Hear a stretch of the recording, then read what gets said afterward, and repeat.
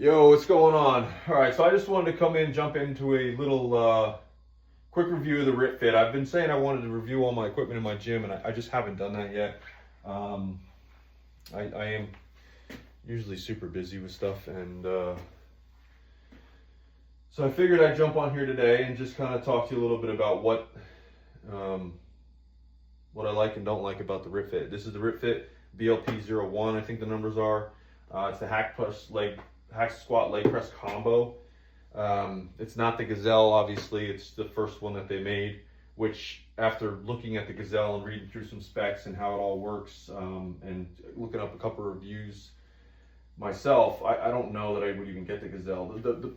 The main reason why I bought this, obviously it's probably one of the cheapest leg press hack squat machines on the market. I'm almost positive. It's like $620 on a deal right now, and I bought this back in May, so I've had this now for 6-7 months. But like I said, it is pretty cheap, but the quality of it isn't terrible, right? So it's actually, I would recommend buying this thing, but I'll go through what I like about it, what I don't like about it, and why. But I guess we'll start with kind of like the dimensions of it. It's about 75 inches long. So as you can see, these are just 4 stall mats from Tractor Supply. They're about 4 feet wide each. So this is 8 feet. So it's going to take up, I don't know, almost 7 feet of that. There's a little bit of space in the back. There's a little bit of space if you look at it from the mats. But it's about 75 inches long. The height, I don't remember what the height is, to be honest with you. Don't remember. But the biggest thing that people are probably going to be concerned with is the foot plates. They're not bad. Like I said, anytime you're kind of mixing 2 units together, a leg press and a hack squat, you're going to have some deficiencies in it because it's not just built for hack squat or built for leg press, right? So you have to be able to build this in a way that you can get both machines out of one. And I do think they did a good job with it. Like I said, I do love the fact that it runs on linear bearings. That's why I went with this machine. Once I found out it had linear bearings, I was like, I'm just going to pull the trigger, buy it. It's not crazy expensive, so if I don't like it or it doesn't work well for me, then it's $600. I mean, it is what it is. It's not like a $5,000 leg press hack squat from Legend Fitness. It's $600. It's not like it's the end of the world if it didn't work well for me. However, it does work very well for me. I use it on every leg day I have, and I actually really do like it. The only things I don't like too much about it is on the sticker itself and on the website, it says it'll hold a weight capacity of 1,200 pounds. However, you can't actually, that's in a static state. So if you just have this sitting here like this and you want to load this sucker with 1,200 pounds, you're good to go. As soon as you start moving that sled, it greatly reduces. I think it goes down to like 540 pounds on the sled that they recommend is the maximum weight. I don't know how true or not true that is, but 540 pounds, obviously on a hack squat, is way more than most people will need. I don't even hack squat 540 pounds. The most I've had on this on a hack squat was probably about 350. And that, again, that's for reps. I'm not doing one rep movements on anything. I don't do that. So I think the weight capacity for a hack squat, awesome. However, I'm sure like most of you, the leg press weight capacity of 540 pounds is not the best, right? So I've had to kind of figure out a way that I can still maximize my movements without all the extra weight.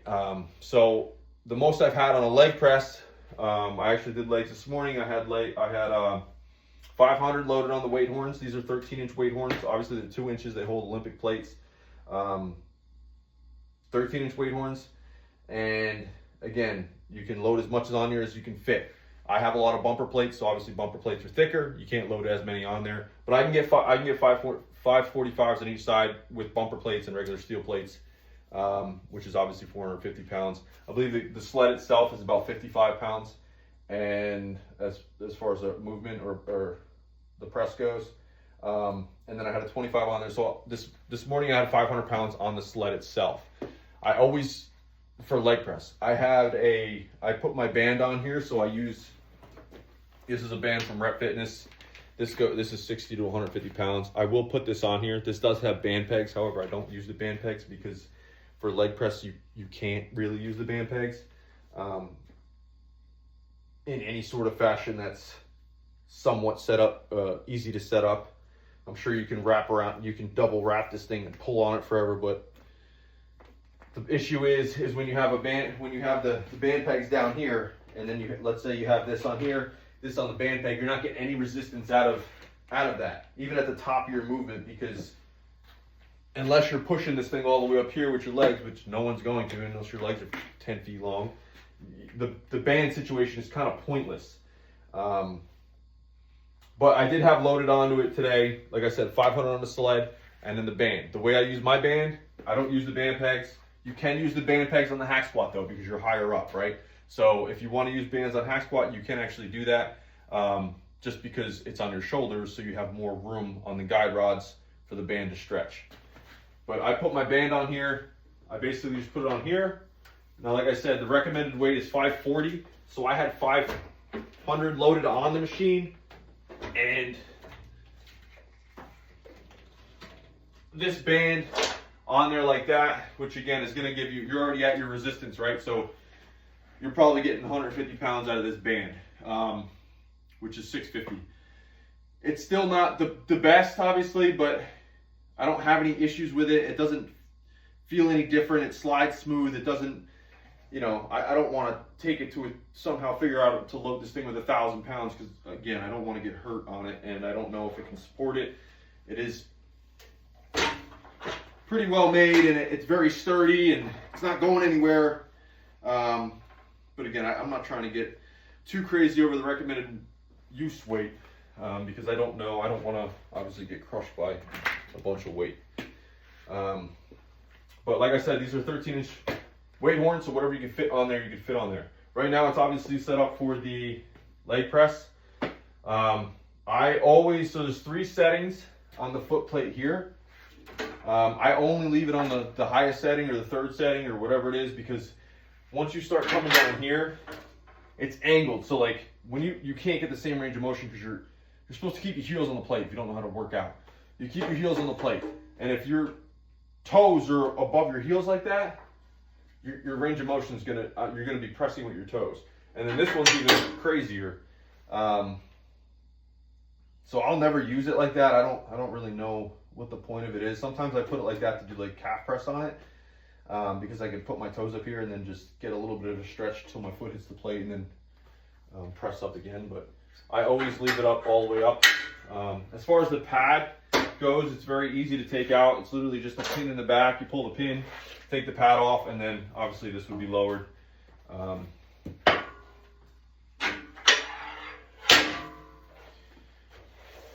you just slide it in there. Put the pin back to the top, and that's it. The weight horns in the back, if you can see them down there on the screen, they're vertical. I hate that. So I have plates down there that have little holes in the side of them, just so it makes it easier to grab it and pull it straight up.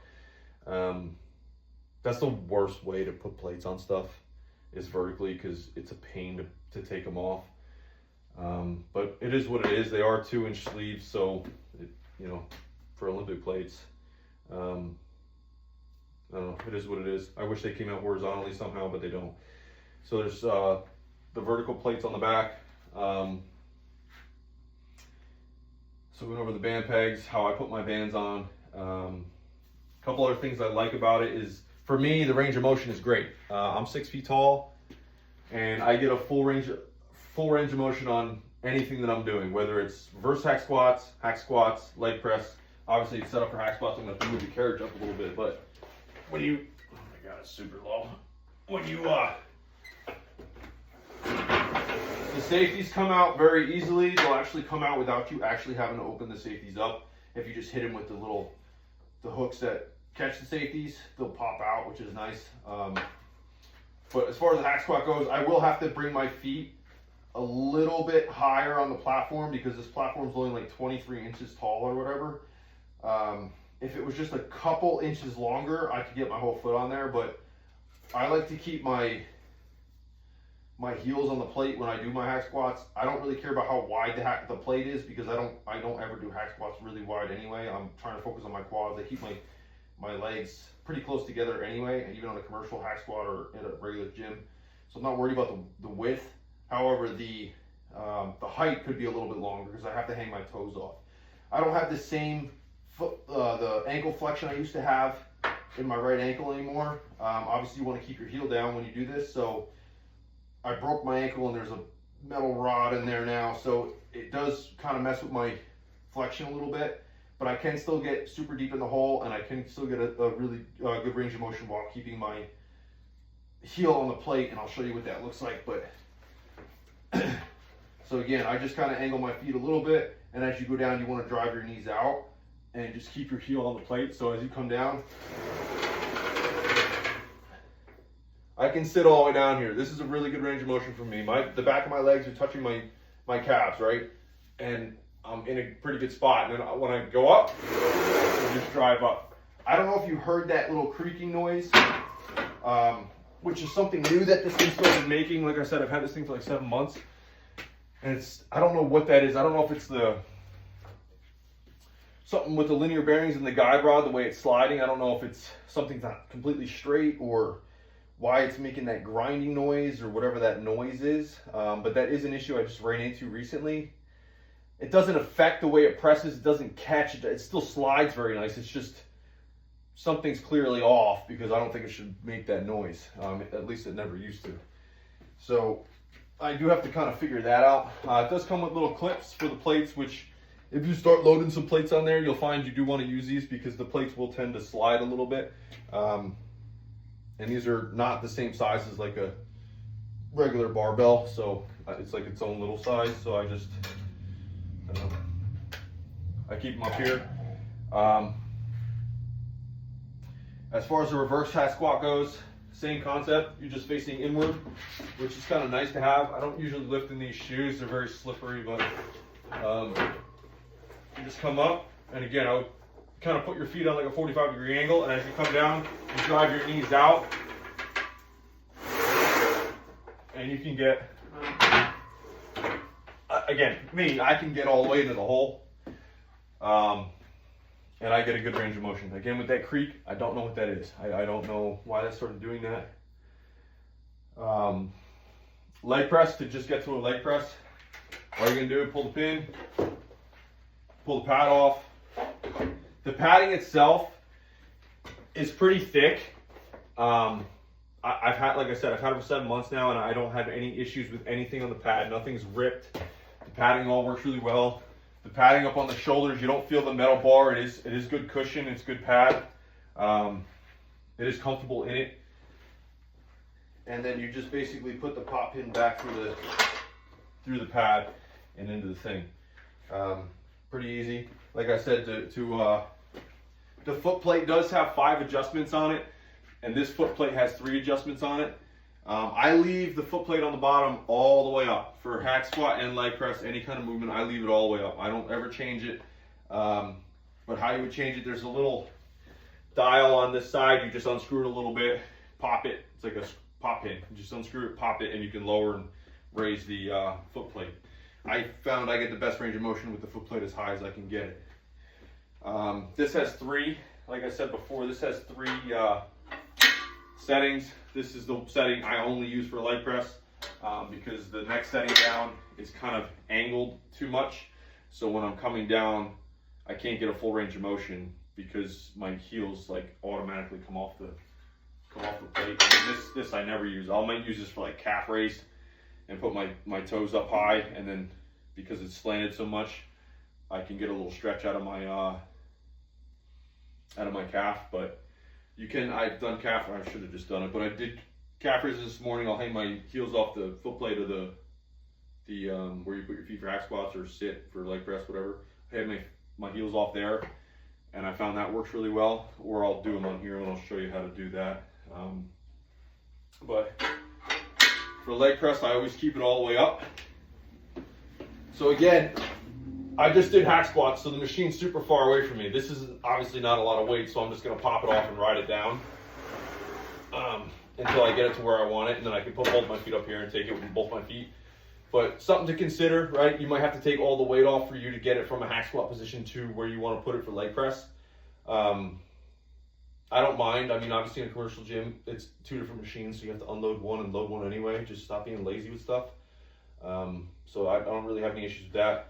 This foot plate, again, it is small, but so you kind of lose the ability to do any kind of like glute ham work with your feet really high and wide, because the plate, it just isn't that wide. I just use it strictly for leg press, so my feet are always close when I do leg press anyway. So I don't really have issues with the foot plate. I thought I would, but I don't. The only one I wish this one was a little bit taller, so my whole foot could be on the plate, but it's not, so it is what it is. But still works really well for me. But when you're so again, I'll unrack this without actually touching it. It will drop the safeties to the side, which is nice. You do have handles right here, which are they're nice. They're out of the way. They're like a plasticky rubber. I don't know. They're like plastic. Almost feels like plastic. You can't get your whole head on the pad, obviously. The pad is very short. You're not going to get your head back on the pad. But to range of motion come down, I'm good right there. I don't need to go any lower than that. And my feet are pretty close. My heels are still on the pad. Obviously, it'll come down a little bit more the more weight you have on. And like I said, I loaded this thing up with 500 pounds on just the sled, and then I used the band today. So it was like 650 pounds or whatever. And it even with that creak noise or whatever that grinding is, it runs really smooth. Linear bearings do. That's why I wanted to get something with linear bearings. And it's not like $5,000, because I was originally looking at the Legend Fitness hack squat leg press. It's like $6,000, $5,000, because it runs on linear bearings. Vortex makes one too. But they're super expensive. It's full commercial. This obviously isn't full commercial grade. But there's plenty of there's three safety catch positions on the actual handles themselves, and then there's the 2 hooks on the machine. So I don't really think any size that you are, you're not going to be in a comfortable spot to rack this. As far as like a one leg press goes, it is possible. However, because of this pad here or this bar, this would hit your leg if you were to do it and put your leg down. If you were to put your leg here, that's all you're going before you're hitting your knee. Or if you want to try to hold up, I guess you could do that. But again, super uncomfortable. When I do single leg press, I'll put my foot outside the machine and just drive it like this. It works a lot better for me, and it's not uncomfortable because you're just resting your foot on the thing and you're focusing. See, I don't know what that creaking is. But you do it both legs. And then again, you're just riding it up, locking it in. As far as calf raise this way goes, it's not the greatest because of this. Again, this bar here is super inconvenient. So anytime you have your foot here, the back of your heel is going to hit that bar and it's going to lock you up. So if you were trying to do it's just kind of painful. So I have to move my feet up a little bit to completely avoid that bar, and then I'm not able to get the entire stretch I want to get this way. However, I do still feel it on the press motion, but on the stretch, I can't really get a full stretch when I do calves on it that way. If I do it the other way, I can, but it's also kind of annoying because I leave the foot plate the way it is, and I'm kind of leaning on it at an angle. But those are your 3 big movements: your hack squat, your leg press, reverse hack squat, and they all work really well for me. Like I said, I'm 6 foot. I have no issues with range of motion. The band pegs, kind of completely useless on a leg press. Hack squat, awesome. You can use the bands on a hack squat. But as far as the weight capacity, it's great for hack squat. I think it could be a little better for leg press, obviously. The padding is nice. I haven't had any issues with the padding. As far as building it goes, that was a nightmare. It's nice because they're like lock bolts or whatever, so it just slides into the little thing, and all you need is one wrench to tighten the others, to tighten the actual screw, or the nut that goes over the bolt. So the directions are super friendly. It's easy to build other than putting the carriage on. It does recommend 2 people. I would recommend 2 people. Trying to get the carriage on this thing was a nightmare for me by myself. So I would definitely recommend 2 people doing that. But as far as building goes, it wasn't terrible. As far as packaging, it was all bubble wrapped and stuff, but a lot of pieces were still moving around. I do have a couple little scratches and stuff, which to me isn't a big deal. I don't really care about that. It's going to get beat up anyway. I'm not, you know, I've just seen a bunch of videos on here with like people loading up, I don't know, 5-10 pounds on the hack squat. Like, I don't know. It will hold more than that, and it is nice to have 3-4 plates on here doing a hack squat. But as far as the packaging goes, it definitely could have been better, I think. Some negatives about it, obviously the vertical plate holders in the back. I don't know why companies do that. Titan was another one. Like, it's so annoying getting the plates off of that. It's like, I don't even like putting them on there because I don't want to take them off. So it's kind of useless. You don't need to hold the machine down. It's very sturdy. It's not going anywhere. It weighs a decent amount. I just hate that. I hate that they did that. But again, it's $600. It's definitely worth it in my opinion. I haven't had any major issues with it. I don't know what that creaking is. I need to figure that out. I don't know if something happened with a guide rod or whatnot. I'm not actually sure. So if you have any ideas, let me know. Other things, packaging wise, ever since I got this thing, there's these little screws that go in the side of these to like screw them into like the black piece here. I think none of them had them in it. These things immediately fell off. The little caps, which again, it's not going to affect the way the machine runs, but you know, you pay money for something, you don't want it to completely fall apart in a day. But it doesn't really bother me. I don't hold it. They don't ever come off. Same thing with these ones too. Lost the screws, so they'll slide down, up and down sometimes. This pad here, it's just a foam pad. I don't know. I don't need anything crazy. I usually hold it up here anyway, but you can hold it here and it's still comfortable.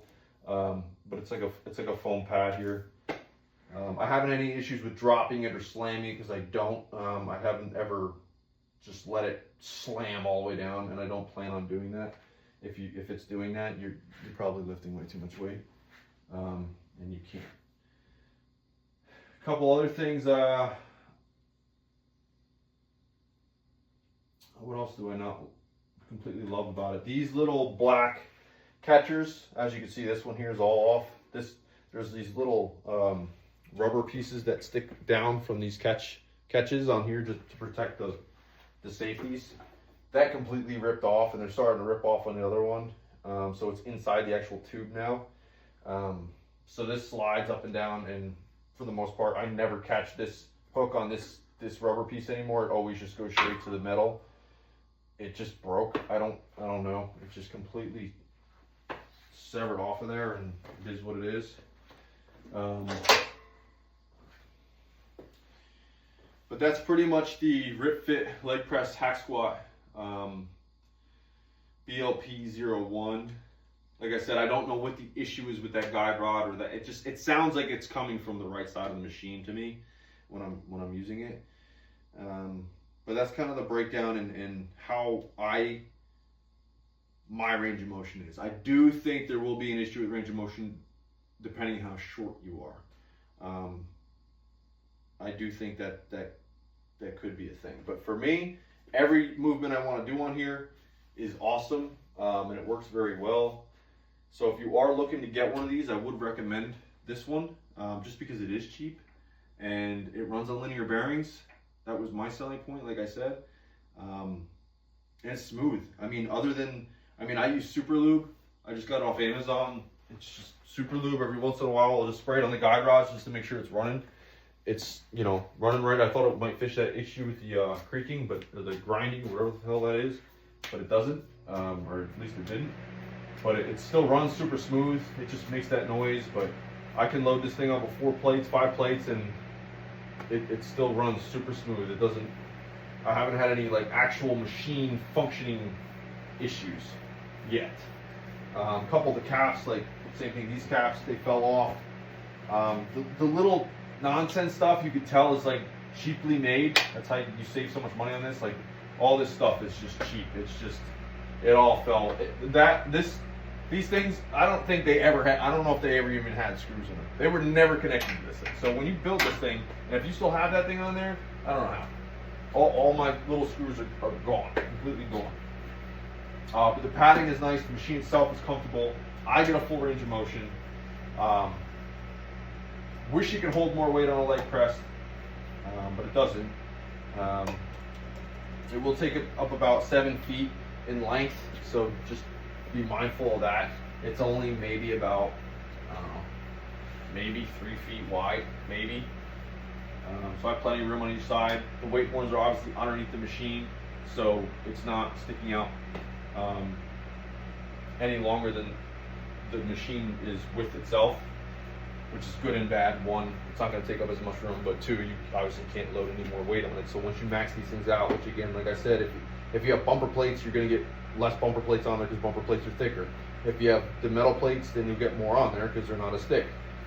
So my setup, like I said today, I had loaded it, the most I've had on here was 500 on the sled, and then with the blue band to make it 650-ish, depending on where your stretch is, tension. I do like that they use like the metal RitFit plate here. It's nice little touch. It's just dumb things, but yeah, I haven't had any crazy issues with it. I want to do a little bit of review on it, just so you know, if you're looking to buy one, you can take my review into account if you want. But that's pretty much it. I mean, if you want to know anything else about it that I missed, or I showed you the 3 major movements, I only did obviously 1 rep. I only have, what, 90 pounds on it, so it's not like it was anything crazy. But there's probably videos on my YouTube channel of me actually using it, like shorts or whatever, with weight on there. So if you want to check that out, you can check that out. There's a bunch of other stuff I want to review in my gym. I just haven't done it yet, so I'm just starting here. Because I was actually just looking at getting a Gazelle soon, which I probably will not get because I think they have a little bit of work to do on that yet before I drop $1,000 or $1,300 on it. A couple of reviews I saw from Home Gym Happy Reviews, that guy, he's got some pretty good videos, but he's like the first one I saw with having the machine. And it wobbles a lot, and when I was looking up the specs, they use rollers now. I don't know if that's to save money.